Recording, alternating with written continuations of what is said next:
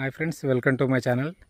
ఇది వచ్చేసి మనకు ఒక 15 ఫీట్ల రోడ్ అండి. ఇది 15 ఫీట్ల రోడ్డు. మనకు ఇక్కడ నుండి ఒక 500 మీటర్ డిస్టెన్స్లో కార్ కనిపిస్తుంది చూడండి. ఆ కార్ పోతుంది చూడండి, అది బీటీ రోడ్ అండి. ఇది 15 ఫీట్ల రోడ్డు. బీటీ రోడ్ నుంచి మనకు వచ్చేసి ఇది సైటు 4 ఎకరాల సైట్ అండి. మనకు ఫేసింగ్ వచ్చేసి ఈస్ట్ ఫేసింగ్ వస్తుంది. మంచి స్క్వేర్ బిట్ 4 మూలలు ఉంటుందండి సైటు. ఇక్కడ నుండి పట్టుకొని చూస్తే ఆ వెనకాల చెట్లు కనిపిస్తున్నాయి చూడండి. ఆ చెట్ల వరకు ఆ పత్తి కూడా దీంట్లో వస్తుంది. ఆ వెనకాల చూసుకుంటే ఆ చింత చెట్టు కనిపిస్తుంది చూడండి. ఆ చింత చెట్టు వరకు దారి ఇట్లా మళ్ళీ ఇక్కడ నుండి డైరెక్ట్ రైతులు బయటకు వెళ్ళిపోతారు. చూస్తే అటు రైట్ సైడ్లోనేమో అక్కడ డ్రమ్ములాగా కనిపిస్తుంది.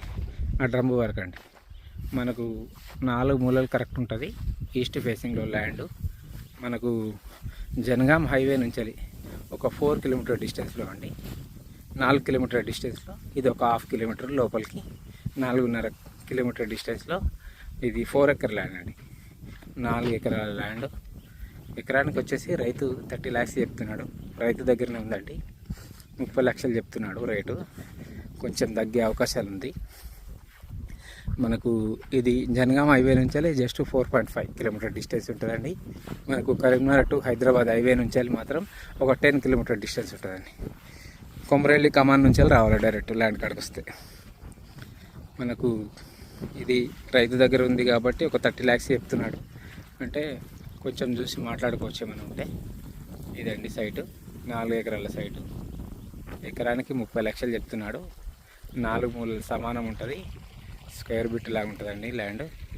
ఇది 15 ఫీట్లతో రోడ్తో కూడుకొని ఇది సైటు.